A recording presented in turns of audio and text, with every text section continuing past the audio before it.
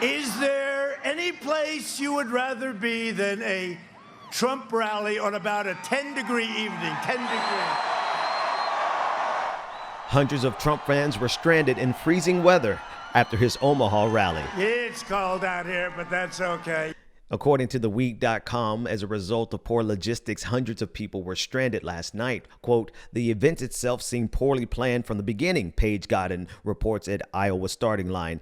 The parking lots were full, the buses for the 3.5-mile ride to the rally venue intermittent, and the lines long everywhere. People were still waiting to get in even after Trump started speaking, Godin writes. Some started shouting for the line to move faster, and some began saying they needed to use the restroom and threatened to relieve themselves while waiting in line. By the way, he's not a good guy, just so you understand.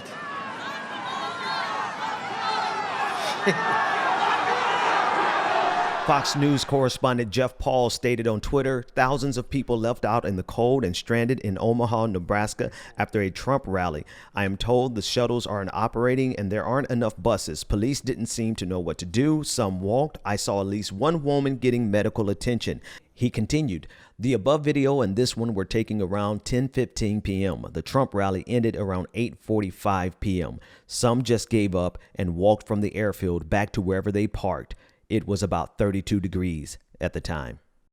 Jeff Zeleny of CNN tweeted, President Trump took off in Air Force One an hour and 20 minutes ago, but thousands of his supporters remain stranded on a dark road outside the rally. We need at least 30 more buses, an Omaha police officer said, shaking his head at the chaotic cluster that is unfolding.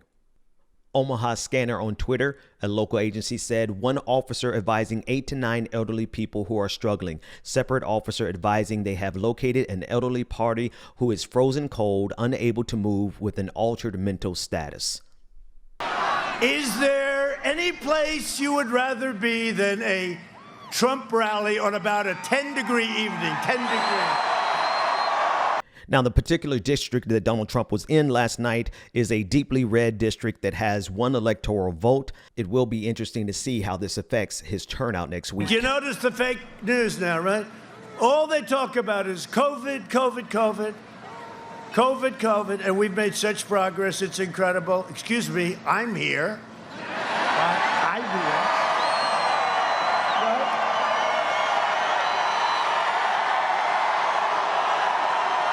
The sad irony of Donald Trump mocking the significance of COVID-19 is that this event in and of itself was a super spreader event, notwithstanding the frigid temperatures. And the fact that you compound the freezing temperatures and the jam-packed nature of the event last night, so many of his supporters will walk away with COVID-19. And while Donald Trump is mocking COVID-19 coverage in the news, the sad reality is that his supporters following his lead may be the biggest victims of all.